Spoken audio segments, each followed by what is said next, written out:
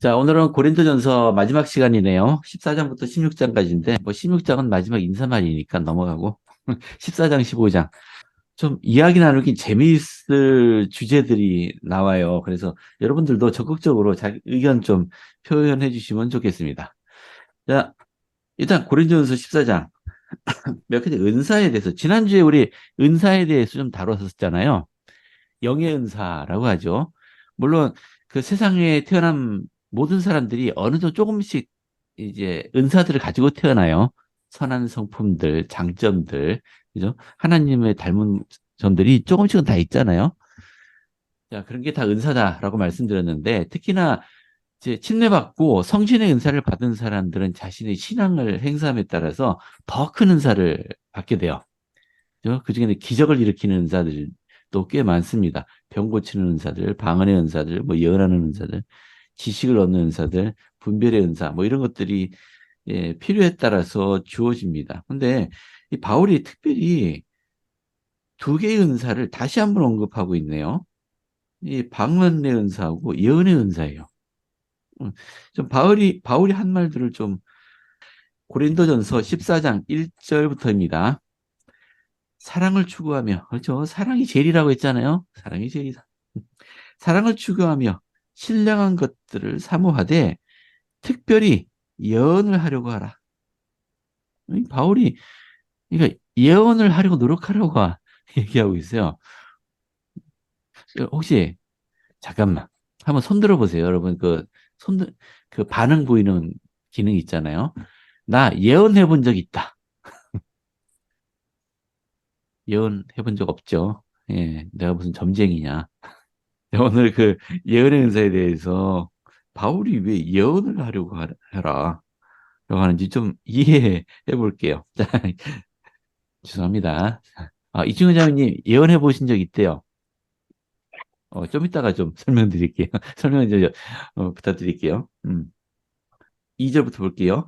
방언을 말하는 자는 사람에게 하지 아니하고 하나님께 하나니 이는 알아듣는 자가 없고 영으로 비밀을 말합니다. 그러면요. 이 방언하고 예언하고 좀 비교하고 있는데요. 여기 방언을 말하는 자는 사람에게 하지 아니하고 하나님께 한다고요. 그래서 알아듣는 자가 없대요. 영으로 비밀을 말합니다. 자, 이게 왜 비밀이라고 하는지는 제가 누차 말씀을 드렸었습니다. 왜 비밀이냐? 근데 영어로 보면은 왜 사람에게 안 하고 하나님께 하는 말이냐? 우리 방언은 보통 외국어로 선교사할 때 외국어를 사용하는 게 방언이 아니냐?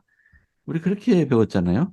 근데 바울이 얘기하는 방언은 좀 다르네요. 여기 보시면은 이게 unknown tongue이라고 돼 있어요. 알려지지 않은 언어. 그러니까 사람이 사용하는 언어가 아니고 하나님께 말하는 천사의 방언을 말하고 있는 것 같아요. 그러니까 이 천사의 방언은 사람에게 하는 말은 아니죠. 예, 알아듣는 사람이 없어요. 그게 좀 문제죠.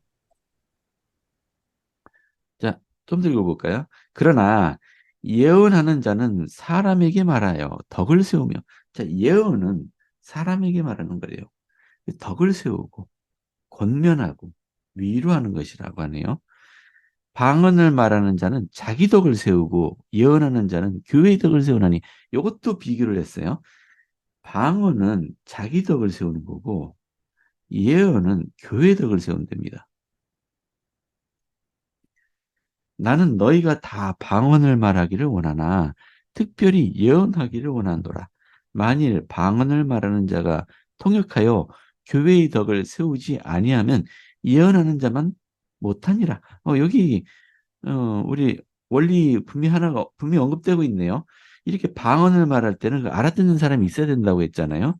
즉 방언을 말하는 자가 있을 때는 통역하는 자가 있어야 된다. 그래야 교회에 도움이 되죠. 그렇지 않으면 아무 도움이 안 돼요. 어, 그냥 자기 만족에 끝나는 거죠. 이제 그 얘기예요. 만약에 통역해서 교회의 덕을 세우지 아니하면 예언하는 자만 못하니라. 그죠?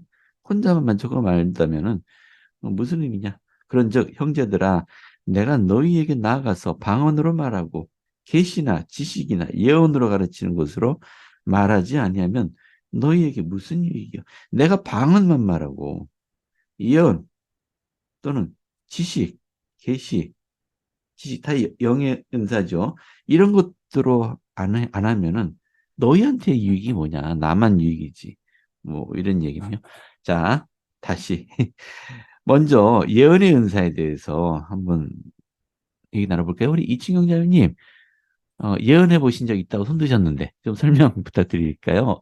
네, 그 여기서 예언은 제가 뭐 그러니까 미래를 예언한 거라고도 할 수가 있겠지만 네, 경전에 우리가 그거 있잖아요. 우리가 어렵더라도 주님의 말씀을 붙잡으면 음, 우리가 그 주님으로부터 우리가 축복을 받을 수가 있고 또 예, 우리가 주님의 곁을 떠나면 우리가 이제 멸망할 거라는 그런 말들이 있잖아요. 근데 음, 우리가 그런 이야기들을 실제로 하잖아요. 네, 주위 맞아요, 사람들과 또 맞아요. 공과를 하면서 이게 음, 예언이라고 저는 생각을 해요. 이러한 그러니까 분명히, 예, 네, 우리가 알고 있는 교리, 이미 음, 주님께서 우리에게 주시는 그 말씀을 우린 잘 음, 모르잖아요. 미래의 결과가 어떨 건지. 하지만 음, 우리가 그거에 대한 간증이 있고 그러한 간증을 다른 사람과 함께 이야기할 때 그것도 우리가 애원한 것이라고 할 수가 있죠. 예. 우리 다른 분들 이해가 되세요? 이게 왜 예언인지? 그러니까 우리가 누군가에게 복음을 가르칠 때 보면은 대개 미래에 대한 예언이 포함이 되어 있어요. 주님이 재림하실 거라는지 또는 지금 올바른 선택을 했을 때 또는 그릇된 선택을 했을 때 어떤 결과가 올 수 있는지. 그래서 예수 그리스도의 복음은 이러한 것이 포함이 되어 있어요. 그러니까 예언이다라고 말할 때는 굳이 미래를 점치듯이 뭐 몇 년 후에 홍수가 날 거야. 이런 얘기가 아니더라도 예언을 할 수 있다. 그러면 이렇게 질문하실 분도 계실 것 같아요. 아이, 그러면 누가 예언 못할 사람 뭐 있냐? 누가 있냐? 뭐 그게 굳이 은사가 필요하냐? 경전에 그 있는 말씀 그냥 다 인용하면 다 예언 아니냐? 음, 물론 그렇게 말씀하실 수도 있어요. 자, 그래서 왜 바울은 예언을 해라 라고 권고했는지, 방언의 은사 그 필요 없다. 예, 할 수 있으면 예언을 해라 라고 말씀하신 이유가 뭔지 좀 살펴볼게요. 먼저 요건 경전 안내서에 있는 예언이에요. 예언이 그 prophecy 요거는 이제 명사형이고요. cy로 끝난 명사형이고 prophecy sy로 끝나면 동사형이 됩니다. 예언하다라는 뜻이래요. 여기 한번 읽어볼까요? 예언은 영감받은 신성한 말씀 또는 기록으로 이루어지며 사람은 이를 성신으로부터 계시를 통하여 받는다. 예수의 증언은 예언의 영이다. 예언은 과거, 현재, 미래와 관련이 있다. 요거 좀 주목해 보세요. 예언은 과거, 현재, 미래와 관련이 있답니다. 사람이 예언할 때 그는 그 자신의 유익 또는 다른 사람의 유익을 위하여 하나님이 그 사람이 알기 원하는 것을 말하거나 또는 기록한다. 각 개인은 그들 자신의 삶을 위하여 예언 또는 계시를 받을 수가 있다. 우리가 예언하면은 좀 미래의 일을 예언하는 것처럼 생각하잖아요. 그럼 뭐 예언은 그런 뜻이잖아요. 영어로도 prophecy 하면 그냥 예언이에요. 예. 근데 우리 복음에서 말하는 예언은 좀 범위가 더 넓다는 걸 볼 수 있잖아요. 그러니까 우리 예언은 미래와만 관련된 것일 것 같은데 아니 그렇지 않대요. 뭡니까? 과거, 현재, 미래와 다 관련이 있대요. 예언은. 자, 근데 우리가 사람이 예언을 할 때 필수적인 요소가 있어요. 혹시 여기 설명문에서 찾을 수 있나요? 자신의 유익이나 다른 사람의 유익, 예, 좋습니다. 근데 이거는 모든 은사가 다 그렇죠. 이유를 위해서 필요합니다. 찾아보세요. 아, 참, 여기 보시면 예언은 영감받은 신성한 말씀 또는 기록으로 이루어진다. 이제 당연하죠. 경전에 있는 말씀도 예언이고 또는 우리 선지자께서 하신 말씀도 예언이죠. 근데 요소 하나 더 있잖아요. 잘 보세요. 예, 안 들려요. 성신으로부터 마이크 끄고 붙드는 말씀하시면 안 것이. 들립니다, 제가. 예, 성신, 예수의 증언. 증언. 그렇죠. 예수의 증언, 예수 그리스도에 대한 증언은 누구를 통해 오나요? 성신으로부터 와요. 여기 또 영감이라고 돼 있잖아요. 영감받는 말씀. 성신. 성신으로부터 옵니다. 자, 성신으로부터 영감을 받아서 증언 또는 과거 일이든지 현재 일이든지 미래 일이든지 얘기할 때 이게 성신의 영감이 함께 한다면 이것은 예언이 돼요. 그러니까 이 사도 바울이 말한 예언은 어떤 한 사람 앞에 놓고 너는 이제 이런 팔자를 타고났으니까 너는 이렇게 살아야 돼. 아니면 이렇게 될 거야. 뭐 이런 식으로 말하는 예언이 아니라는 거예요. 예, 이거 우리 점 보는 거, 하고는 다르다. 음. 우리 학생 교재 말씀 좀 읽어볼까요? 예언의 은사는 교회 지도자들에게만 주어지는 것이라고 생각하는 사람들도 있겠지만 경전의 여러 곳에서는 남성과 여성을 포함해서 그리스도를 충실히 따르는 모든 사람이 이 은사를 받을 수 있다고 기록되어 있습니다. 자, 12사도 종원의 델리니 족수 장로는 영적인 은사와 예언의 은사와 선지자 직분 간의 차이점을 다음과 같이 설명했다. 네, 자, 볼게요. 아까 명사로서 예언, 선지자는 뭐죠? 영어로? 우리 한국말로 볼 때하고 영어로 볼 때하고 이게 어감이 달라지죠. 그리고 형용사로서 또는 예언하다, 이 동사인 예언하다. 우리 한국말로는 예언, 선지자 뭐 닮지 않았는데 영어로는 다 같은 어근을 가지고 있는 동일한 단어들이잖아요. 그래서 이렇게 설명하는 겁니다. 우리가 예언한다 그러면 이건 선지자가 하시는 것이야. 왜냐하면 프로페시 하는 거는 프로페시 하는 것이다 라는 느낌이 들잖아요. 근데 그렇지 않다. 왜냐하면 선지자, 즉 프로페스는 직분이다. 그리고 실제로 예언하는 것은 예언의 은사를 받은 누구든지 할 수 있다. 자, 이렇게 구분하고 계세요. 음, 그래서 우리가 선지자라는 단어를 들을 때 우리는 습관적으로 특정 선지자를 떠올려요. 근데 우리 지금까지 구약, 신약 공부하면서 보면 제가 사도행전에서 이 부분을 안 다뤘는데 보면 여선지자도 나오고요. 또는 사도 바울이 이제 그러니까 마지막 선교 여행 마치고 예루살렘으로 돌아가면은 너 붙들릴 거다라고 많은 선지자들이 예언했다고 돼 있어요. 많은 선지자들이. 근데 교회는 선지자가 한 분뿐이잖아요.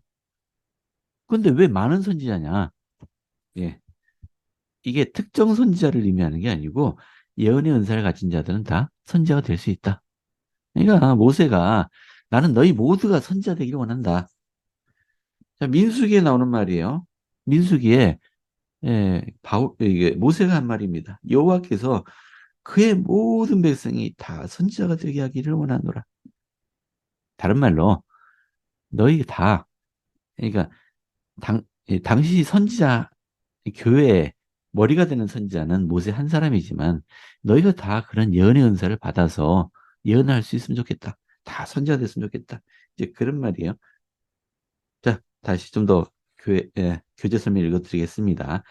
이 영적인 은사인 예언의 은사는 전혀 다른 겁니다. 요한계시록에 나오는 이거 넘어가고요. 자, 그래서 선지자 조셉 스미스도 이 선고를 근거로 해서 예수님에 대한 간증을 지닌 모든 사람은 선지자라고 가르쳤어요. 그리고 바울은 이렇게 가르쳤습니다. 예언하는 자는 사람에게 말하는 것이고요. 덕을 세우며 권면하며 위로하는 것이라고 말을 했다고 합니다. 교회의 모든 회원은 자신만의 인도를 받기 위해 예언의 은사를 추구해야 합니다. 비록 이 영을 통해 주님의 말씀을 이해하고 그분의 목적을 알게 됩니다. 자, 정리해 보시면 이 예언이라는 것은 반드시 뭐가 필수라고요? 성신, 네? 영감, 이 필수라고 설명하고 있어요. 그리고 왜 하나님의 왕국의 지식은 비밀이죠? 하나님의 왕국의 그 지식이 비밀이라는 것은 네, 그거를 이해할 수 있는 사람만이 이해할 수 있기 때문에 그렇죠. 합당하고 네, 음, 열려 있지 성신이 있어요. 않아요. 잠겨 있습니다. 그죠? 그러니까 비밀 또는 미스터리예요. 근데 누구에게 열려 있죠? 침례를 받고 성신이 예, 있으면 합당한 회원이면 다 그렇죠. 열린 거죠. 예. 자, 왜 비밀이냐? 계시를 통해서만 알 수 있기 때문이에요. 이게 즉 영감입니다. 영감은 계시이죠. 이 계시는 이걸 여는 열쇠가 됩니다. 선교사가 자신이 아주 공부 열심히 하고 해서 구두자에게 복음 진리를 잘 설명할 수 있다고 생각할지는 몰라요. 하지만 막상 그 선교사의 말을 듣고 있는 사람의 마음이 열리고 그 복음 말씀을 받아들이는 것은 전적으로 성신의 작용이에요. 이건 강요할 수도 없는 거고요. 그러니까 아무리 훌륭하게 준비된 선교사라도 선교사의 말을 받아들이지 않는 사람들은 받아들이지 않아요. 그러니 이게 예언을 한다는 얘기는 다른 말로 하면은 예언의 은사를 가진 사람은 이 왕국의 비밀의 열쇠를 가졌다라고 볼 수도 있어요.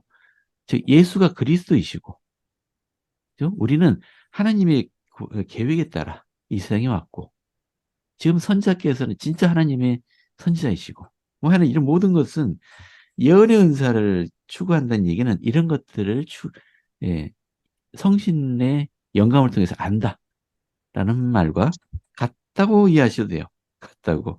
그러니 우리 후기 성도들에게는 이건 필수예요. 성신의 은사를 받지 못하고 있는 사람은 후기 성도가 아닙니다. 성도가. 후기 성도인데 성신의 인도를 받지 못하는 사람은 성도가 아니에요. 그리고 제가 계속 강조하는 건데 성신의 인도를 받는 것은 굉장히 고차원적인 이야기가 아니에요. 지금도 우리 매일매일 여러분 여기 계신 모든 분들은 어, 수, 아주 무수히 많은 인도를 받고 있어요. 본인이 그걸 인지하지 못해서 그렇지. 근데 이거 계속 감사하는 마음으로 하루하루를 살아가시면은 분명히 깨달으실 게 내가 얼마나 많은 인도를 받고 있는지. 자, 그래서 너는 예언을 해라. 만약에, 어, 그 간증하는 시간에 한 사람이 입을 열어서 영감에 따라서 그리스도를 증거하는 말을 한마디 한다면 그것은 교회에 하는 말이죠. 근데 어떤 놀라운 은사를 받은 사람이 있어서 앞에 그 간증하기 위해서 연단에 섰는데 그냥 상상해 보세요. 이런 상황을. 했는데 갑자기 천사의 방언이 터졌어요. 그 사람의 입에서 굉장히 아름다운 언어 저것이 사람의 말인지 음악인지 모를 아름다운 언어가 흘러나오고 있고 왠지 저게 천사의 방언이다 싶어요. 근데 그 말을 듣는 회원들에게 무슨 이익이 되냔 말이야. 무슨 이익이. 천사의 방언을 하고 있는 본인도 무슨 말인지 모를 텐데. 무슨 이익이 되느냐. 아니, 물론, 여러분들 그 생전 처음 듣는 언어로 간증하면은, 야, 말은 못 알아듣는데 왠지 가슴이 찡하다. 따뜻해진다. 영이 함께하니까 그렇죠. 근데 이렇게 영어로 전달되는 건 뭐라고요? 예언의 은사예요. 예언이다. 예언입니다. 방언의 은사만 달리 이건 예언이에요. 물론 뭐 이렇게 딱 잘라서 뭐 방언하고 예언하고 뭐 이게 딱 구분할 필요 있느냐? 물론 그래요. 그냥 바울이 한 말을 인용하다 보니까 그렇습니다. 이제 이해가 되시나요? 왜 사랑이 제일이라고 해놓고 왜 특별한 은사를 받으려면 예언의 은사를 먼저 구해라. 이해되셨죠? 왜냐면 예언의 은사는 영으로 비밀을 말하게 하기 때문이에요. 즉 계시를 받는 것이기 때문입니다. 뭐 예언의 은사에 대해서는 이해하셨죠? 혹시 질문 있으세요? 야, 이거 하나 하는데 20분 넘게 걸렸다. 제가 말이 많긴 많은가 봐. 자, 없어요?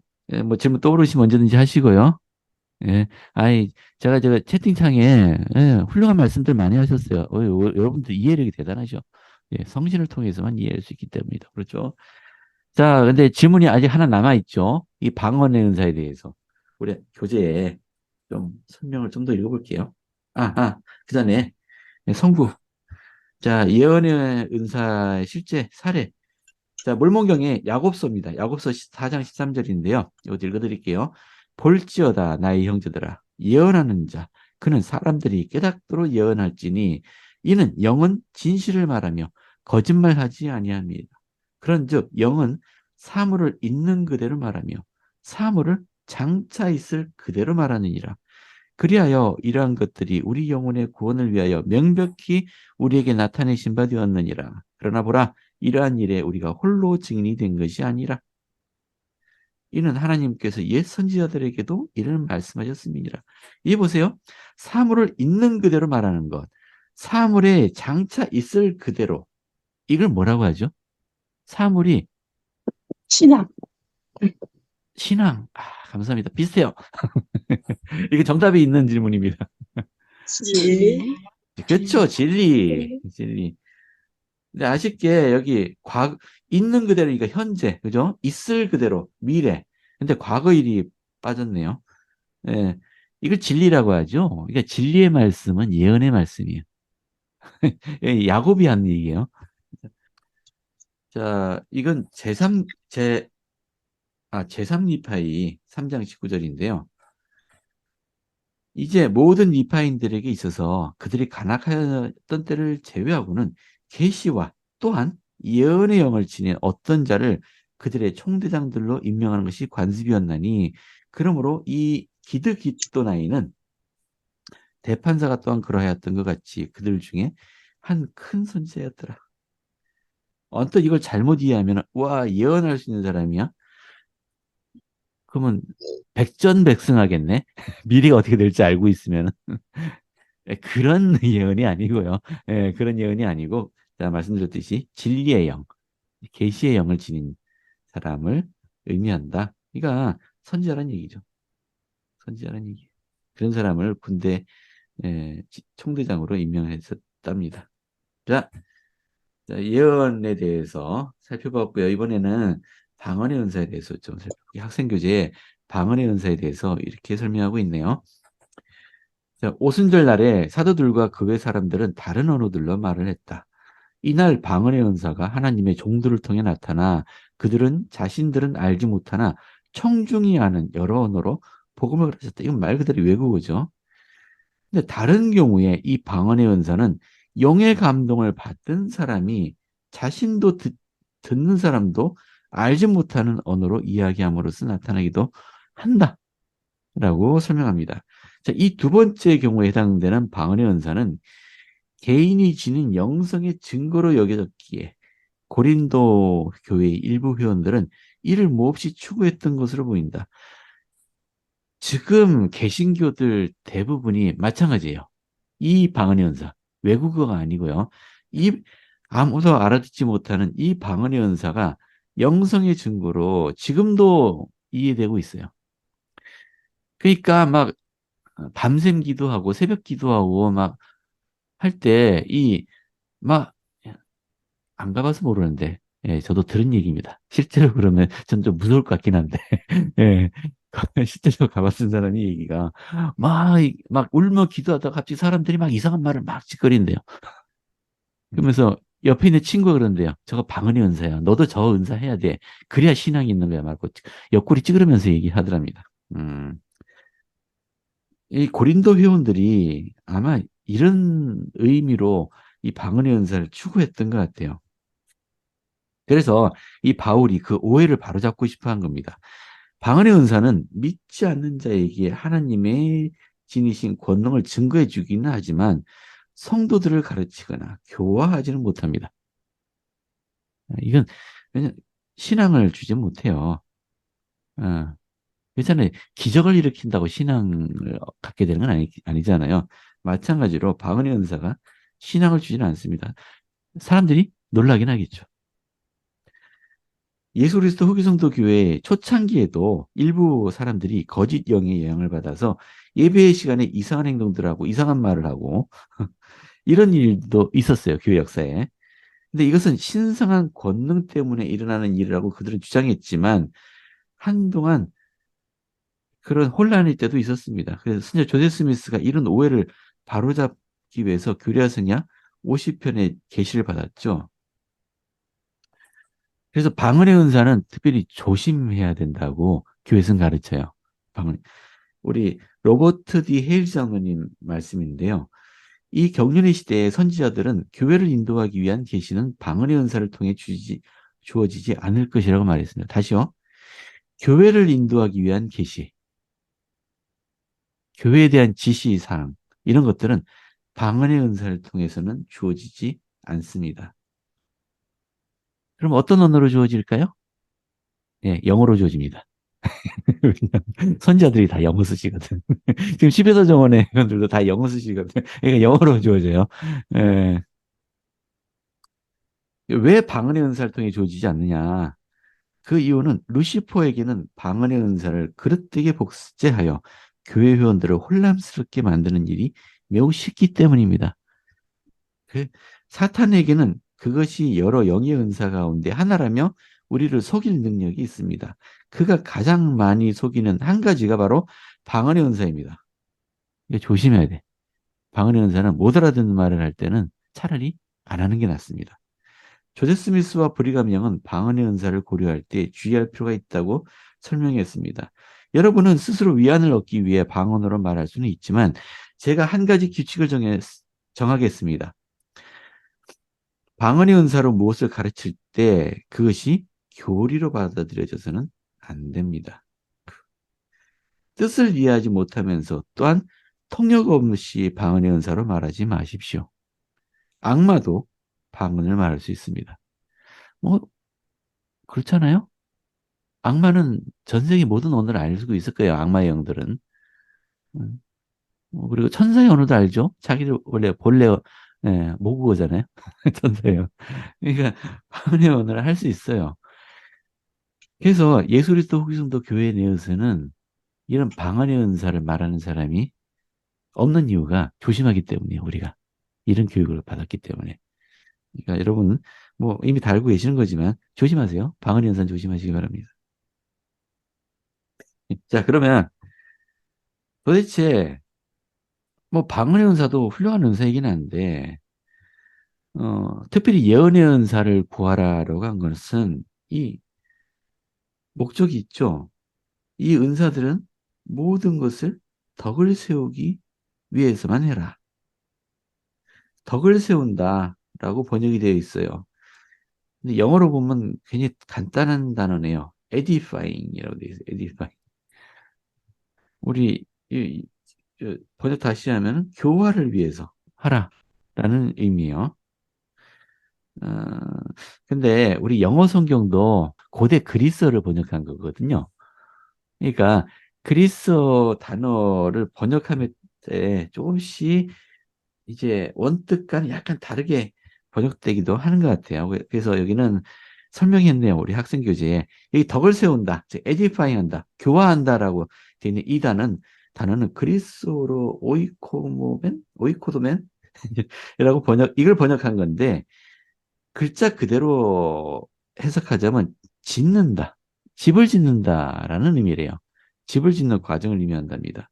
그래서 바울은 교회 회원들이 하나님의 집이라고 설명했기 때문에 우리가 영적인 은사를 추구해야 하는 한 가지 이유는 하나님의 교회를 세우거나 강화하기 위해서이지 자기 만족을 위해서 하는 것은 큰 의미가 없다. 그러니까 방언의 은사와 예언의 은사 중에 하나님의 왕국을 세우는 은사는 예언의 은사이기 때문에 그걸 구해라. 자, 그런 의미랍니다. 다음 문제로 넘어갈게요. 깜짝 놀라죠. 이거 읽을 때. 자, 고린도전서 14장 34절부터 좀 읽어볼게요. 여자는 교회에서 잠잠하라. 그들에게는 말하는 것을 허락함이 없나니 율법에 이른 것 같이 오직 복종할 것이요 만일 무엇을 배우려거든 집에서 자기 남편에게 물을지니 여자가 교회에서 말하는 것은 부끄러운 것이라. 왜 여자들은 교회에서 말하지 말래? 이걸 오해할 수 있잖아요. 근데 이게 원래 뜻을 좀 이해하시면은 좋겠습니다. 이거 고린도서 11장에도 여자가 머리에 쓴 것을 벗고 기도나 예언하는 것은 머리 욕하게 하는 것이라 이런 말이 있잖아요. 그래서 여자들은 머리에 이렇게 뭘 쓰죠. 유대인들은 예배 볼 때 여자들 머리에 이렇게 써요. 우리 또 성전에서 보면 자매님들 머리 쓰잖아요. 형제들은 머리에 캡을 쓰고. 여기 보면 여자가 기도나 예언을 하라고 돼 있잖아요. 근데 왜 여기서는 교회에서 잠잠하라고 말하느냐. 여기도 학생 교재를 좀 보셔야 돼. 자, 결론은 얘기하자면 바울이 앞서 가르친 것을 의거해 볼 때 그는 분명히 여성이 교회 모임에서 말하는 것을 금하지 않았다. 후기 성도판 영문 성경에 나오는 조세 스미스역 고린도전서. 이것도 연관력을 봐야 되네요. 바울이 여자들은 교회에서 말하지 마라라는 이 단어가 말하지 말라고 아니고 다스리다, 즉 룰이라는 단어로 바뀌어 있대요. 죄송합니다. 우리 자료실에는 없어요. 영어 성경으로 보셔야 돼요. 우리 한글 자료실에는 없네요. 그냥 학생 교재 설명이 돼 있으니까 그냥 그대로 요걸 인용해서 말씀드릴게요. 그러니까 말이 바뀌었죠. 여자들은 교회에서 말하지 말라, keep silence가 아니고요. 다스리려 하지 마라 라는 의미예요. 그러면 좀 의미가 달라지죠. 왜 여자들은 교회에서 다스리려 하면 안 되죠? 신권이 없잖아요. 그 감리하는 권한이 없죠. 감리자에게 위임받아서 여러 직분에서 봉사할 수 있고 뭐 자신의 직분에 대한 열쇠를 받을 수 있고 이것도 역시 신권의 권능의 일부라고 설명을 드렸었습니다. 자매님들 신권의 권능을 받을 수 있어요. 하지만 신권 자체는 없죠. 즉 감리할 수 있는 권한은 없어요. 자, 그 얘기입니다.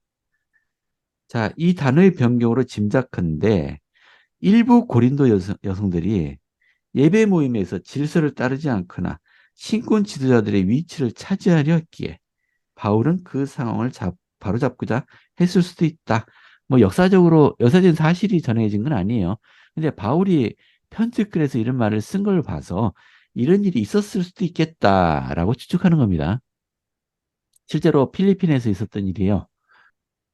뭐 오래전 얘기죠. 지금은 그렇지 않겠죠. 오래전에 그 선교부 회장님이 선교부 산하에 지부들이 많이 있었을 거 아니에요. 옛날 필리핀에. 근데 한 지부에 갔는데 성찬식을 하는데 자매님들이 자매들이 성찬을 전달하고 있더래요. 그래서 깜짝 놀라갖고 그래도 그 자리에서 말하지 않고 나중에 지부장님하고 얘기하면서 그 지부장님은 선교부 회장이 그 부른 지부장님이에요. 예, 스테이크나 지방부가 아니고 선교부의 지부였으니까. 아니 어떻게 된 거냐? 왜 자매들이 그 성찬을 전달하고 있냐? 성찬 전달은 신권 소유자만 할 수 있는 거다라고 가르쳤답니다. 그리고 또 시간이 지나서 또 거기 같이 방문했더니 또 자매들이 성찬을 전달하고 있더래요.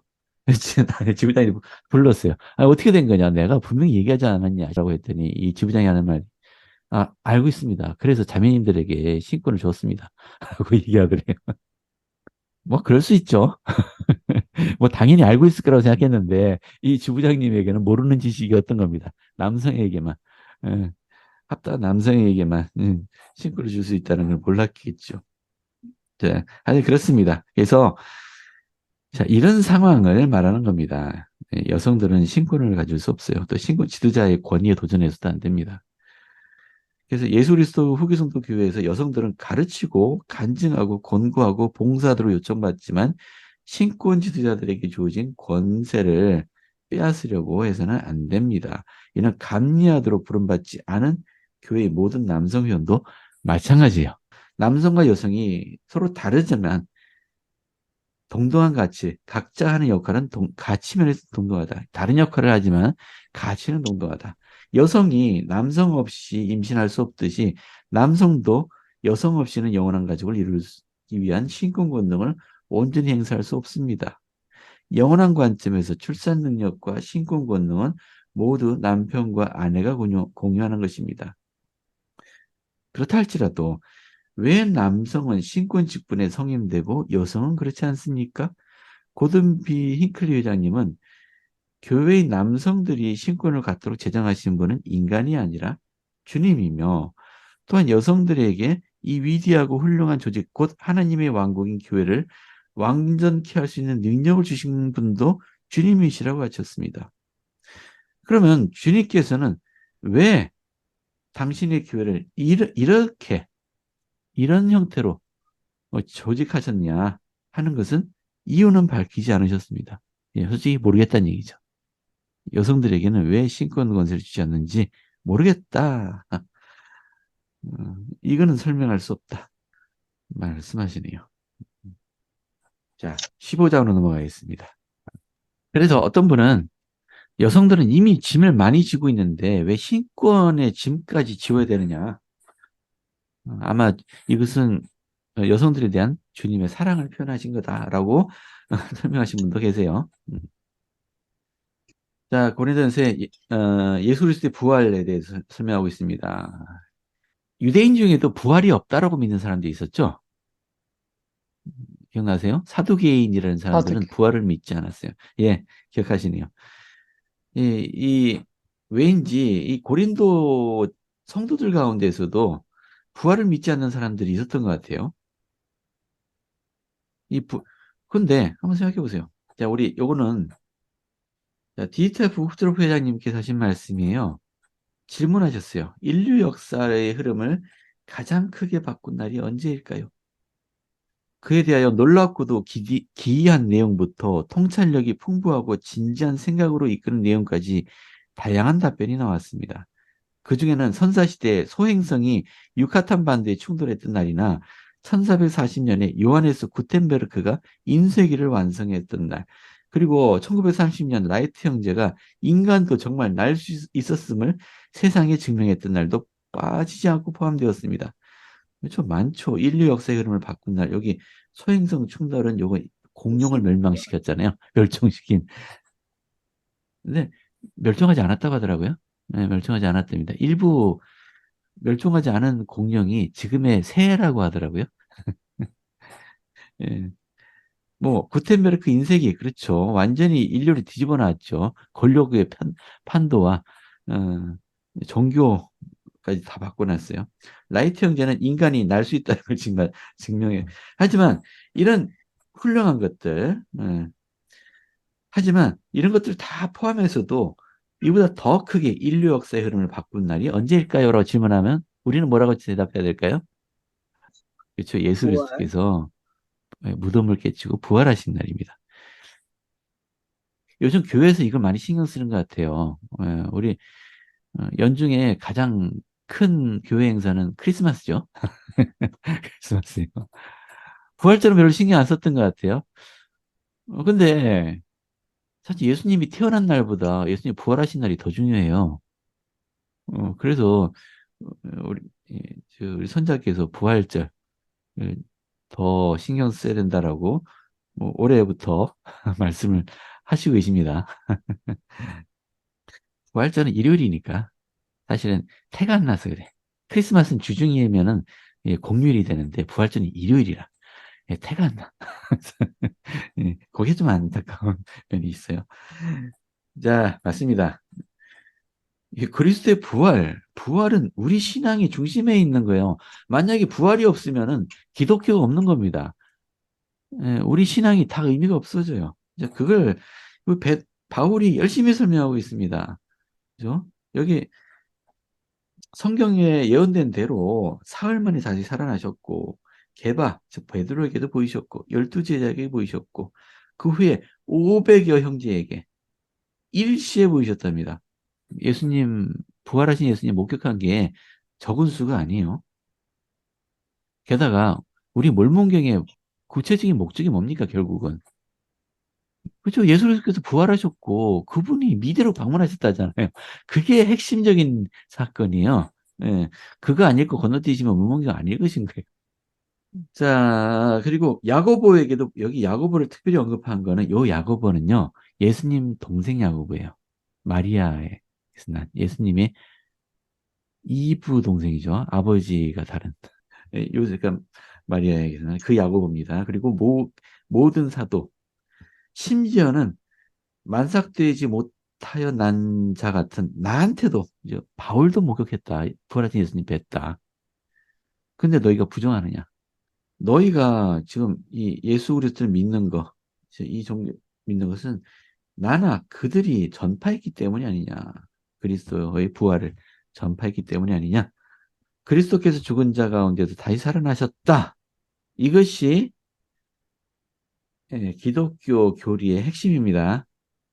교리의 핵심. 이거 뭐라고 해야 되냐? 예수 그리스도의 교리하면은 예수 그리스도 교리가 뭐죠? 예수 그리스도 믿는 신앙, 회개, 침례, 그리고 성신의 은사죠. 이게 예수 그리스도 교의 교리예요. 이 교리입니다. 근데 이걸 뭐라고 얘기하죠? 그리스도께서 죽은 자 가운데 다시 살아나셨다. 교리의 중심이라고 말하면 왠지 말이 이게 앞뒤가 안 맞을 것 같고, 우리의 간증의 중심, 우리의 신앙의 중심, 우리 정교의 중심. 여러분 금식 간증일날 간증하실 때 마음속에 요걸 빼고서 하시는 간증은 의미가 없어요. 자, 죽은 자의 부활이 없으면 그리스도도 다시 살아나지 못했을 거고, 그리스도께서 살아나지 못하셨으면 우리가 전파한 것도 헛것이고 너희 믿음도 헛것이다. 만일, 자, 15장 19절입니다. 만일 그리스도 안에서 우리가 바라는 것이 다만 이 세상의 삶뿐이면 모든 사람 가운데 우리가 더 불쌍한 자이리라. 왜 우리가 불쌍한 자가 될까요? 바울은 어떤 의미로 이렇게 말하는 걸까요? 그러니까 그리스도께서 부활하지 않으셨다는 얘기는 우리 삶이 이 삶뿐이라는 얘기인데, 그러면 우리가 너무 불쌍하지 않냐? 어떤 면에서 불쌍하다는 얘기일까요? 우리가 영생의 소망을 가지고 있는데 네. 그 부활을 하지 못하고 다만 이 생뿐이라면은 이 음. 세상에 살 때 우리가 즐겁게 한식이라도 놀러도 가고 힘들 때 우리 생활할 필요가 없잖아요. 예. 이렇게 이 세상에 사는 동안 희생했는데 그 의미가 없으면 너무 불쌍하지 않냐? 차라리 세상에서 즐겁게 산 사람만 못하지 않냐? 그런 의미죠. 고맙습니다. 또 다른 의견 있으세요? 저는요, 예. 하나님 아버지와 예수 그리스도 같이 살아야 되는데, 부활 음, 못하면 같이 못 음, 살잖아요. 그게 음. 가장 슬플 것 같아요. 이게 슬플 것 같아요. 그렇죠. 슬프죠. 아니, 이렇게 열심히 신앙을 갖고 살고 희생도 했는데 알고 보니까 이상이 끝이더라. 슬프죠. 억울하죠. 예, 이럴 줄 알았으면 떵떵거리고 살고 그랬을 텐데. 하지만 이제 그리스도께서 죽은 자 가운데서 다시 살아나사 잠자는 자들의 첫 열매가 되셨도다. 이 첫 열매란 말이 약간 의미가 있는 게, 물론 첫 열매죠. 근데 이 당시 이쪽 사람들은 그 농사지어서 수확을 하면은 그 첫 열매를 바치는 그런 습관이 있었어요. 하늘에. 그러니까 이 첫 열매란 얘기는 우리 예수 그리스도께서 부활하심으로써 하나님께 바쳐지는 첫 열매가 되었다는 얘기. 우리도 결국 하나님의 과실이 되겠지만은 그 첫 열매가 그런 의미도 포함되고 있습니다. 사람이 한 사람으로 말미암아 왔습니다. 이 한 사람이 누구죠? 아담이죠. 죽은 자의 부활도 한 사람으로 말미암는다. 이게 당연하죠. 이게 하나님의 공의와 관련이 있어요. 지금 15장 21절에 이 말씀이 하나님의 공의를 설명한 거라고 하는데, 이게 공의와 무슨 관계가 있을까요? 1대1 그런 거 아닐까요? 1대1이니까 1대2면은 안 되는데 1대1이니까 사망은 네. 사망은 우리의 선택으로 아담의 선택으로 주어진 것이니까 어, 그 선택의 결과가 모든 사람에게 미친다는 것은 그 공의에 좀 어긋날 수 있기 때문에 그 한 네. 사람의 선택이 전 인류의 사망을 가져왔듯이 한 분의 선택이 또 전 인류에게 생명을 가져올 수 있는 것이 공의가 맞는 게 아닐까 해요. 아이, 감사합니다. 맞아요. 네, 그런 뜻이죠. 그러니까 내가 선택한 것이 아닌데 이 선택에 대한 책임을 지라 그러면 그거는 정의가 아니죠. 그죠? 어, 맞아요. 우리 사망, 죽는 것은 우리 선택이 아니었어요. 그러니까 이 사망을 극복하는 것도 우리 선택으로 이루어야 된다라는 거는 그거는 공의가 아닐 거예요. 아담이 사망을 가져왔으니 부활도 한 사람의 노력으로 와야 돼요. 모든 사람에게 예, 축복이 주어져야 됩니다. 자, 그런 의미예요. 그래서 아담 안에서 모든 사람이 죽은 것 같이 그리스도 안에서 모든 사람이 삶을 얻으리라. 우리 바울의 말을 읽다 보면 굉장히 논리적인 체계적이에요.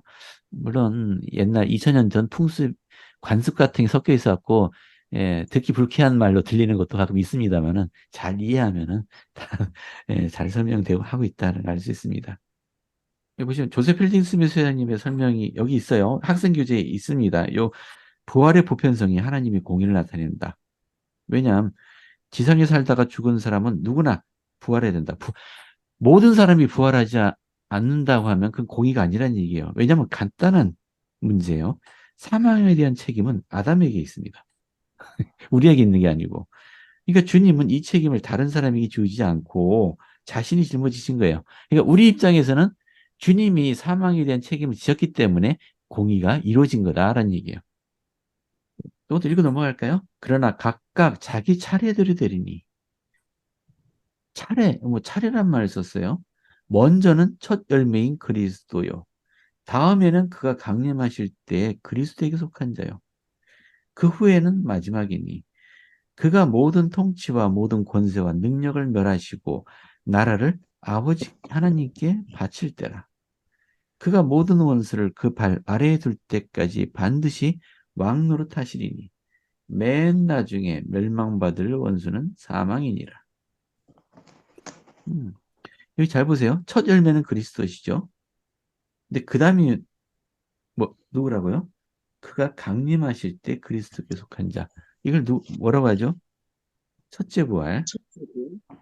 예, 첫째 부활이에요. 그 후에는 마지막이에요. 모든 통치와 권세와 능력을 멸하시고 나라를 아버지 하나님께 바칠 때. 이게 언제입니까? 재림하실 때. 재림하실 때요. 예, 예수께서 재림하실 때 우리 아담 온다의 아만에서 큰 평회가 열린다는 거 알고 계시죠? 아담 온다의 아만에 그 고대 선지자들도 부활한 몸으로 오실 테고요. 우리 살아있는 사람들도 초대받아 올 사람들이 있습니다. 거기서 성찬식이 행해질 테고 그중에 중요한 행사 중에 하나가 아담이 즉 모든 인류의 아버지인 아담이 지상의 모든 권세와 권력, 능력을 예수 그리스도께 드려서 예수님께 주권을 드리는 그러면 예수님은 하나님 아버지께 이 지구를 바치는 그런 행사가 있을 것 같아요. 그래서 예수님께서 그의 모든 원수를 그 발 아래에 둘 때까지 왕노릇 하신다. 이게 언제요? 이게 복천년이죠. 그리고 마지막 사망을 완전히 발 아래에 두실 텐데 결국은 악인들까지 다 부활하죠. 악인의 부활이 있게 됩니다. 악인의 부활이 있을 때까지. 그래서 사망을 완전히 지상에서 지워 없애는 때가 오게 됩니다. 부활은 순서가 있습니다. 안타깝지만 부활은 순서가 있어요. 그리고 이 순서는 선착순이 아니에요. 선착순이 아닙니다. 자, 학생 교재 설명. 부활엔 순서가 있습니다. 부활의 순서는 복음율법에 대한 순종으로 결정됩니다. 그래서 가장 의로운 사람이 먼저 부활하고 가장 악한 사람이 제일 마지막에 부활하게 돼요. 자, 그래서 첫 번째 그리스도께서 첫 번째로 부활했습니다. 그리고 멸망의 자식들이 마지막에 부활할 겁니다. 자, 예수 그리스도께서 첫 번째로 부활하셨고 그리고 부활하신 직후에 무덤에서 살아난 의로운 성도들이 있었어요. 그리고 재림 때도 계속 부활이 일어납니다. 의로운 성도들이 먼저 다 일어나야 돼요. 이걸 우린 첫째 부활이라고 하죠. 그들은 그리스도에 강림하실 때 그리스도께 속한 자들입니다. 그 후에 달의 영광에 받을 사람들의 부활이 있을 것입니다. 우리 이걸 다 의인의 부활이라고요. 해 영광과 달의 영광이 다 합해서 의인의 부활. 그 다음에 복천년이 끝날 때 별의 왕국을 상속받을 이들이 부활합니다. 그리고 마지막으로 여전히 더러운 자들. 이 표현이 마음에 드네. 여전히 더러운 자들. 즉 별의 영광을 상속받을 자들은 더럽지 않다는 얘기죠. 이들은 회개한 겁니다. 회개 오래 걸렸어요. 사탄의 매질에 넘겨져서 오랫동안 고통받은 끝에 어쩔 수 없이라도 회개를 한 자들이에요. 하지만 그럼에도 여전히 더러운 자들은 살아남을 텐데 이들은 어떤 영광에 든 것도 받지 못할 겁니다. 이들이 부활해야 마무리됩니다. 자, 이들은 교리학 생각이 이렇게 설명하고 있습니다. 자신이 받을 수 있었던 것을 누리기를 원하지 아니하였으므로 자신의 장소로 돌아가 자신이 받기 원하는 것을 누리게 될 멸망의 자식들. 여기 원하지 않았다고 되어 있습니다. 근데 교수님, 네, 제가, 부활하고 죽은 자들에게 복음을 전한 것에 대해서 어저께 곰곰이 아침까지 읽어봤는데, 네, 죽은 다음에 영국에 네, 선교사들이 파견이 되잖아요. 네, 그러면은 여기서 멸망의 자식이라는 그들에게도 다 복음이 전파될 거잖아요. 그러면은. 그렇죠. 네, 네, 그게 이 지상에서 살 때, 의롭게 살았지만 복음을 들을 수 없었던 사람들과 또 들었지만 거부한 사람들, 그리고 안 들었지만 아주 악하게 한 사람들 모두에게 복음이 전파될 거잖아요. 그렇죠. 그러면 네, 그들이 어, 지상에서 거부한 사람은 다리방교까지 갈 그 축복이 주어지지만 거부하지도 않았고 들을 기회도 없었지만 아주 악한 사람들이 있었는데 거기서 복음을 받아들였어요. 그럼 음, 그들은 어디까지 갈 수 있는 겁니까? 그죠? 달의 영광이나 아니면 악한 자들이라면 별의 영광 가겠죠? 그러니까 악한 받아들였으면은. 자들도 회개를 했다면 그렇죠. 그 별의 복음을 그러니까 영광이겠죠. 음, 그러니까 복음을 받아들이지 않은 이거 어떻게 설명해야 되나? 그러니까 이 지상에 살 때 네, 악하게 살았어요. 근데 복음을 네, 받아들일 기회가 없었는데 네, 어, 영이 세계에서 복음을 받아들이고 정말 내가 열심히 이제 회개하고 그랬어요. 복음을 받아들이지 살았을 때 복음을 받아들일 기회가 없었던 나쁜 사람들이 죽었고 영이 세계에서 이 복음을 정말 참되게 받아들이고 정말 회개하고 그랬단 말이에요. 그럼 이 사람들은 그 악한으로서 저지른 그 벌을 다 받고 그리고 회원 별의 관계지 영광 뭐지? 갑니다. 별의 영광. 별이온가? 그거는 좀 음, 헷갈리네요. 여기, 그러니까 악한 사람들이 막 살인을 저지르고 이런 사람들은 별의 영광 해왕국 갈 못 수 가고 없습니다. 별이왕국까지만 가고 왜 그런지 설명드릴게요. 네네 예, 그, 그러니까 지상에 태어나는 사람들은 기본적으로 그리스도의 빛이 주어져요. 네 그리스도의 빛. 그래서 이거 그리스도의 빛을 양심이라고도 표현하는데 네. 그리스도의 빛을 거역하고 적극적으로 악을 행한 자들이 그들을 이게 해왕국이나 달의 왕국은 의로운 자들이 가는 곳이잖아요. 소위 말해 착한 사람들이 가는 곳이에요. 네네. 아무리 그 사람들의 환경이 그랬다고 할지라도 적극적으로 그리스도의 빛을 거역하고 악을 행한 사람들이 한다면은 그들이 회개한다고 의로운 사람이라고 할 수 있을까요? 그러니까 이 음, 지상에서 그런 나쁜 짓을 했는데 네, 복음을 받아들일 기회가 없어서 죽었어요. 근데 네, 이미 그 사람도 너무 많은 죄를 졌기 때문에 네, 그리스도의 빛을 받아들일 아까 말씀하신 환경이 어떨 값에 음, 받아들이지 않았고 근데 죽어서 이 복음을 들었는데 내가 이 복음을 받아들였다면 정말 열심히 살았을 텐데 하는 그런 후회와 막 음, 그런 막 가슴 어린 막 울부짖음을 하면서 회개를 했음에도 불구하고 별의왕국까지밖에 못 간다는 얘기잖아요. 네, 복음은 다 들었어도 영의 세계에서. 네, 그러니까 이 지상 생활에서의 그 삶이 굉장히 중요한 거를 다시 한번 느꼈고요. 그런데 그 네, 악하다, 악한 네. 삶을 살았다. 이걸 우리가 판단하면 안 되죠. 우리가 아, 겉보기에 물론, 저 예, 사람은 예, 나쁜 물론 사람이야. 그렇지만, 예. 그러니까 네네, 이건 본인이 스스로 자신이 알 네. 거예요. 내가 악한 자에 속하는지, 선한 자에 속하는지 본인이 스스로 알 거예요. 예. 음, 그러니까 우리가 심판하면 안 되지만, 예, 네. 교리는 분명해요. 악한 자들은 별의 영광이에요. 그러니까 여기서 그러면 다윗은 사람을 죽게 했는데 다윗은 악한 자에 속하느냐?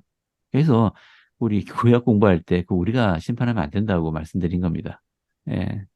음, 그러니까, 그런데 저기 네. 자매님 얘기한 것은 네. 모르고 죄를 범한 거잖아요. 복음을 모르는 상태에서 그런 음. 상태로 살았기 때문에 네. 영의 세계에서 복음을 받아들였다면은 전 좀 다르다고 생각이 되거든요. 예, 네, 그래서 어디까지 갔었는지 그 우리 말을 제가, 그거는 그러니까 우리가 선택할 게 아니고요. 예수님께서 심판하실 잠깐 때고 자기 잠깐만요. 자신이 예. 알 것 같아요. 네. 네. 그렇습니다. 제가 아까 설명했잖아요. 그래서 복음을 모른다고 하지만 완전히 모르느냐. 그래서 그리스도의 빛이 모든 사람이 주어진다고 설명한 겁니다. 누구나 선과 악은 구분할 수 있어요. 누구나. 예, 아무리 교육을 잘못 받았다고 해도 선과 악은 구분할 수 있어요. 이 그리스도의 빛을 거역하고 행한 행위는 악한 행위라고 말할 수 있겠죠. 근데 그거를 우리가 이건 악한 행위야라고 우리가 규정하면 안 되는 거고요. 그죠? 그건 우리가 네, 규정하는 건 안 되고 그리스도의 빛이 기준이 될 겁니다. 지상에 태어나는 사람들은 율법이 일단 주어져 있어요. 근데 우리 성도들은 더 높은 율법이 주어지죠. 우리가 침례받을 때 성령을 맺잖아요. 자, 네네. 자, 회개. 회개가 여러 가지 의미가 있는데요. 회개는 크게 두 가지 의미가 있어요. 하나는 자신의 죄를 용서받는 회개가 있고요. 이것 회개라고 해요. 그죠? 근데 지금 나 자신이 하나님께 더 나아가는, 그죠? 하나님과 닮아가는 변화로서의 회개가 있어요. 왜냐하면 변화한다는 얘기는 거듭난다는 얘기고요. 과거의 나를 버리는 거예요. 자, 이 죄를 용서받는 회개는 플러스 마이너스 0으로 만드는 겁니다. 마이너스 상태에 있었는데 0이 되는 게 용서 회개고요. 이 변화의 회개는 플러스를 계속 쌓아나가는 거예요. 음, 그러니까 회개라고 했을 때 우리 성도들이 말하는 회개하고요. 악한 자들이 영옥에서 매를 맞으면서 하는 회개는 다른 의미예요. 그들은 아, 죄를 용서받는 회개를 하는 거예요. 그러니까 음, 우리 지금 영옥에 있는 자들 가운데는 선한 사람들도 있을 거예요. 그들은 두 가지를 다 할 수 있죠. 왜냐하면 이 사람 성향 자체가 선하기 때문에 살아있는 동안에 선한 업을 쌓았을 거예요. 아니, 업이라 그러니까 불교 같다. 아무튼 뭐 전혀 잘못된 말은 아니고요. 그걸 좀 구분해 주세요. 이거 별의 영광에 속한 자들은 이게 완전히 악에 빠진 자들이에요. 그들도 그래도 눈물을 흘리면서 용서를 구하면 용서받는다는 얘기입니다. 하지만 어디요? 별의 영광. 근데 용서를 네. 구하지 않는 자들이 있어요. 끝끝내 더러운 상태에 남는 자들. 이들은 용서받고 싶지 않은 겁니다. 이 말 표현대로 원하지 않아요. 그럼 원하지 않은데 어떻게 완구를 줄 수 있습니까? 본인이 싫다는데 나는 주고 싶은데 안 받겠다고 하는데 그죠? 그들은 멸망의 자식이 되는 겁니다. 자신이 그런 원하는 곳으로 사람, 가게 돼요. 음. 그런 사람도 있을까요? 아, 참 있어요. 대단하네. 있습니다. 영국에서, 예. 영희 세계에서도 그렇게까지, 나 안 할래 할까요? 안 가봐서 모르겠지만 되게 궁금해요. 우리는 이해가 안 돼요. 왜냐면 그 네. 사탄에 대해서 우리에게 알려진 게 별로 없기 때문에. 근데 전세에 우리 영들 가운데 3분의 1이 그 길을 선택했잖아요. 그리고 전세에서는 뭐 이렇게 자기 결정 못 하다가 지상생활 하고 보니까 나는 여기가 맞아 라고 결정하는 자들도 있을 거란 얘기입니다. 예, 회개하지 않는 자들. 음, 저는 한금마 사모님이 얘기하신 음, 음, 그 복음을 모르고 죽어서 음. 그 얘기한 케이스하고 네, 교사님이 얘기하신 그 그리스도의 빛은 좀 그리스도의 빛은 난 두 가지로 저는 생각을 하거든요. 네, 그리스도의 빛, 그것은 음, 복음을 받아들이고 신권이라든지 모든 것을 다 받아들이고 그 후에 배도한 그런 상태를 가장 악한 상태라고 생각을 하거든요. 그 복음을 모르고 뭐 물론 양심이라든가 기본적인 그런 선악에 대한 그것은 있었지만 그것이 우리가 살인을 했다거나 이런 것이 굉장히 큰 죄악이라는 것을 이 세상에 모르고 이 세상에서 그런 일을 행했다가 나중에 그걸 완전히 회개했다면은 그 기회가 아주 없을 것 같지는 않거든요. 그런 분들이 아주 악한 영으로 분류되지는 않을 걸로 생각이 됩니다. 그리스도의 예, 예. 뜻이라는 그런 것에 모든 것을 사람들이, 그리스도의 영광을 다 받아들이고 나중에 이제 부인을 하고 하는 그런 경우가 아닌가 그러니까, 싶어요. 예, 그 경우가 멸망의 자식이고요. 제가 설명하고 싶었던 거는, 왜 악한 자들이 회개했는데 왜 별의 영광을 가느냐. 그죠? 아, 그 별 악한 자들이라는, 영광까지만 가느냐. 예, 그렇죠. 예, 그걸 설명하고 싶어서 이걸 말씀드린 거예요. 회개한다는 얘기는 예수 그리스도를 받아들이고 신앙을 이제 갖는 거고요. 그들도 침례받아야 되고요. 그죠? 해야 돼요. 그래야 별의 영광을 가는 겁니다. 예, 악한 자들. 그렇죠. 그리고 왜 그들이 악한 자로 분류되느냐? 가장 기본적인 율법, 그리스도의 빛을 정면으로 거부하고 살은 사람들이에요. 가슴이 찌를 거예요. 다른 사람들을 해치고 할 때. 예. 근데 그거를 자신의 욕구를 위해서 행한 자들이잖아요. 그들이 어떻게 다리 영광은 착한 사람들이 가는 곳이에요. 남을 해치지 못하는 사람들이요. 다리 영광은. 맞죠. 같이 구분될 수는 없죠. 예.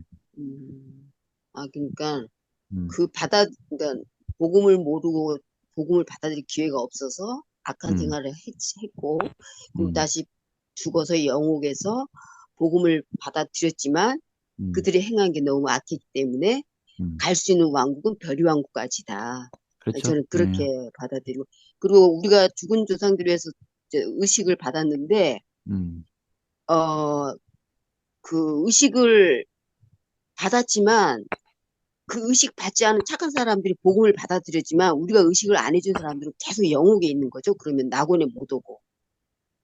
예, 그렇습니다. 우리가 의식을 행해주지 않은 분들은 지금 계속 영옥에 그러면은 있어요.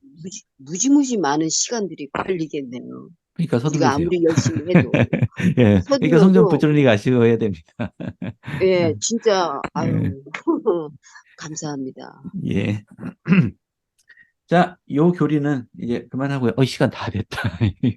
아이고 죄송합니다. 아니, 괜찮아요. 질문하셨기 때문에 다른 분들도 이해를 깊게 할 수 네네네. 있었던 것 같아요. 자, 음, 이제 부활과 관련해서 바울이 얘기하면서 언뜻 한마디 한 거예요. 이게 예, 굉장히 중요해요. 왜냐하면 여기 보세요. 죽은 자들이 도무지 다시 살아나지 못하면 죽은 자들 위해 세례받는 자들이 무엇을 하겠느냐? 어찌하여 그들을 위해 침례라고 해야죠. 어찌 그들을 위해 침례받느냐란 말이 있어요. 이건 뭡니까? 죽은 자를 위한 침례 의식이잖아요. 네. 성경에서 구약 신약 통틀어서 딱 한 분 나와요. 그래서 일반 기독교계에서는 아니야 죽은 자를 위한 침례 의식은 이건 바울이 좀 잘못 말한 거야라고 얘기하는 기독교들이 얘기합니다. 이거 믿을 수 없다. 죽은 자를 위한 의식을 행한다. 신뢰할 수 없다. 그냥 비유가 아니겠느냐라고 말을 해요. 어, 하지만 우리한테 너무 중요하죠. 왜냐하면 성경에 죽은 자를 위한 의식이 언급이 되어 있으니까. 보세요. 여기 그냥 교재 읽어드릴게요. 구주께서 영의 세계를 방문하여 낙원과 영옥 사이의 시면에 다리를 놓기 전에 죽은 자를 위한 침례가 집행되지 않았다. 대리 침례는 예수께서 부활하신 후에야 비로소 행해졌다. 전에 질문하신 분이 계셨어요. 고대에도 성전이 있었는데 니파이 백성들도 성전을 짓고 했고 거기서도 지금처럼 그 대리 침례 의식이나 이런 거 행했냐? 여기 명확하게 설명하고 있네요. 안 했습니다. 구약 시대에는 그런 대리 침례 의식이 없었어요. 왜냐하면 영의 세계를 방문해서 주님이 영의 세계에 방문해서 낙원과 영옥 사이 시면에 다리를 놓기 전이기 때문에 의미가 없어요. 다리를 놓았기 때문에 우리가 대리 의식을 행할 수 있는 거예요. 그러니까 죽은 자를 위한 침례 의식은 예수님 이전에는 없었습니다. 이거 명확하게 설명했네요. 예수께서 부활하신 후에야 행해지기 시작했습니다. 그러니까 2000년 전에 고대 성도들, 기독교인들은 대리 침례 의식을 행한 겁니다. 근데 당시 성전에는 그런 기능이 없잖아요. 대리침례 의식을 행할 기능이 없으니까 아마 뭐 강의나 이런 데서 했을 거예요. 우리 예수 그리스도 흐송도 교회도 성전이 이런 기능을 갖기 전에는 강에서 대리침례 의식을 행했었어요. 바울이 던진 이 질문을 보면 고린도에 있었던 교회 지부에서 이 대리의식이 행해졌음이 분명해 보입니다. 자, 그래서 예수 그리스도께서는 영생을 얻는데 침례가 필수적인 것임을 가르쳤습니다. 바울 역시 침례를 받았으며 그는 이 중요한 의식을 통해 우리가 새 생명 가운데서 행할 수 있다고 가르쳤습니다. 그러나 하느님 아버지의 자녀 중 수많은 이들이 예수 그리스도에 대한 지식을 얻지 못하거나 이 필수적인 침례 의식을 받지 못하고 죽었습니다. 바울이 죽은 자를 위한 침례를 언급했다는 것은 초기 교회 회원들이 죽은 자를 구속하는 하나님의 계획을 알았음을 시사합니다. 그러니까 예수 그리스도의 복음은 아예 예수님이 이 말씀을 가르치는 처음부터 죽은 자를 위한 구원이 포함되어 있었음을 알 수 있어요. 이 후기에만 독특한 교리가 아니에요. 예, 그죠? 처음부터 그랬음을 알 수 있습니다. 자, 또 하나 짚고 넘어가야 될 게 있어요. 부활에 대한 설명입니다. 15장 39절부터요. 육체는 다 같은 육체가 아니니. 무슨 소리지? 육체가 다 같은 육체가 아니라고? 뭐 흰둥이, 검둥이, 노랑이 뭐 얘기하면 모르겠어요. 예, 그런 의미는 아닐 것 같고요. 하나는 사람의 육체요. 아, 사람의 육체. 하나는 짐승의 육체요. 하나는 새의 육체요. 하나는 물고기의 육체라. 그렇죠? 다 몸이 다르죠. 마찬가지로 하늘에 속한 형체도 있고 땅에 속한 형체도 있으나 하늘에 속한 것의 영광이 따로 있고 땅에 속한 것의 영광이 따로 있으니 해의 영광이 다르고 달의 영광이 다르고 별의 영광도 다른데 별과 별의 영광이 다르도다. 요걸 이해하려면요. 예, 영감역 성경을 보셔야 됩니다. 요거는 우리 한글 자료실에 있어요. 영감역 성경. 고린도전서 15장 40절에 여기 성경에는 하늘에 속한 형체, 땅에 속한 형체 뭐 이렇게 돼 있는데요. 영어로 봐도 그러네. 영어로 봐도. 여기 하늘에 속한 형체가 영어로는요. celestial bodies. 땅에 속한 형체는 bodies terrestrial. 그리고 뭐 이렇게 돼 있어요. 근데 조세 스미스 영감역에는 해의 몸, 즉 celestial body. 달의 몸, bodies terrestrial. 그리고 별의 몸, bodies terrestrial. 우리 성경에는 별의 몸이 없었죠. 별의. 예, 근데 조세 스미스가 이걸 추가했어요. 그래서 해의 영광이 따로 있고 달의 영광이 따로 있고 별의 영광이 따로 있느니라. 이 바디, 몸이란 뜻이잖아요. 몸. 해의 영광의 몸과 달의 영광의 몸이 다르냐, 별의 영광의 몸이 다르냐. 자, 우리 교리에서는 그렇게 설명하고 있습니다. 자, 조셉 필딩 스미스 회장님의 구원의 교리에 나오는 말씀이네요. 부활하면은 여러 종류의 몸이 있답니다. 부활한 몸은 전부 똑같은 것이 아닙니다. 인간이 받게 되는 몸은 내세에서 그가 받게 될 위치에 따라 결정됩니다. 받게 될 위치. 그죠? 해의 영광에 속한 몸과 달의 영광에 속한 몸, 별의 영광에 속한 몸이 있게 되는데 이러한 몸은 현재 인간의 몸이 구별되는 것과 마찬가지로 분명히 다를 것입니다. 어떤 사람은 승형과 영원한 증식의 모든 권능을 지닌 해의 영광에 속한 몸을 갖게 될 것이고 이러한 몸은 구주가 그러듯이 태양처럼 빛날 것입니다. 달의 영광에 들어갈 자들은 달의 영광에 속한 몸을 갖게 되고 해같이 빛나지는 않지만 별의 영광을 받은 자들의 몸보다는 더 빛날 것입니다. 예, 빛나는 정도가 다르다는 얘기네요. 해의 영광과 달의 영광에 속한 자들의 몸이 분명히 다른 게 하나는 분명히 있네요. 이게 증식의 권능이에요. 영의 자녀를 가질 수 있느냐 없느냐가 해의 영광과 달의 영광을 분명히 가르는 것 같네요. 영의 자녀를 어떻게 낳지? 지상에 우리가 하는 것처럼 그렇게 낳나? 그건 아니겠죠. 우리 하늘에 계신 어머니 무슨 고생 시키려고. 한둘 낳기도 힘든데 지금 무슨 그런 방식은 아니겠죠. 근데 이 육신에 어떤 권능이 깃드는 것은 분명한 것 같아요. 이게 어떤 정확하게는 우리가 다는 몰라요. 아무튼 각 영광의 육신이 다르다. 그러니까 우리가 지상에서 아이를 낳을 때 상당히 고통스럽고 정말 죽음을 헤매면서 우리 아이를 낳잖아요. 네, 근데 지금 신이 된 상태에서 아이를 낳는 거는 우리하고는 당연히 다르겠지만 어떤 상당한 기쁨은 있을 것 같아요. 네, 그럼요. 그래서 그렇죠. 그런 상당한 기쁨이 있고 또 음, 그러한 것들을 자신들의 좋은 것들 다 물려주고 싶은 마음이 있겠죠. 그렇게 기쁨 가운데서 태어나 이제 영의 자녀를 만들었기 때문에 우리하고는 상당히 다른 종류의 기쁨이 있을 것 같아요. 말로 그렇죠. 표현할 수 그리고 없는. 다른 종류의 슬픔도 있을 테고요. 그죠? 기쁨을 그렇죠. 누린다는 얘기는 거기에 따른 뭔가 반대 네네. 극보도 있다는 얘기겠죠. 네네. 그거 하기 싫으시면은 그냥 다령관 가시면 됩니다. 아마 그런 고통은 없을 것 같아요. 자녀 키우는 게 고통이잖아요. 애, 애, 오직하면 무자식 상팔자라고 했겠어요. 맞아요. 맞습니다. 자, 마지막입니다. 여기 15장 44절에 육의 몸이 있고 신령한 몸으로 다시 살아나느니 육의 몸이 있은지 또 영의 몸도 있느니라. 이게 오해를 가져와요. 육의 몸이 있고 영의 몸이 있다 하니까 뭐야 그 부활하지 않는 사람도 있나 보네. 그게 이게 잘못 이해한 거예요. 이게 보시면 영어로 보시면은 육의 몸은 내추럴 바디. 우리가 내추럴이라는 말은 우리 그냥 세상의 필말의 삶의 상태를 내추럴이라고 표현하잖아요. 거듭나지 않은 상태를 내추럴이라고 해요. 예. 그러니까 육의 몸은 그런 뜻이에요. 신령한 몸은 스피리추얼 바디. 영의 몸이 아니고요. 뭐라고요? 영적인 몸이에요. 영의 몸하고 영의 몸은 영체잖아요. 하고 영적인 몸하고 달라요. 다른데 지금 번역을 이렇게 해놨어요. 그래서 오해의 소지가 있어서 영어를 보는 겁니다. 내추럴 바디, 스피리추얼 바디. 그러니까 내추럴 바디는 뭐요? 지금 우리의 육신이 내추럴 바디예요. 네, 육의 몸.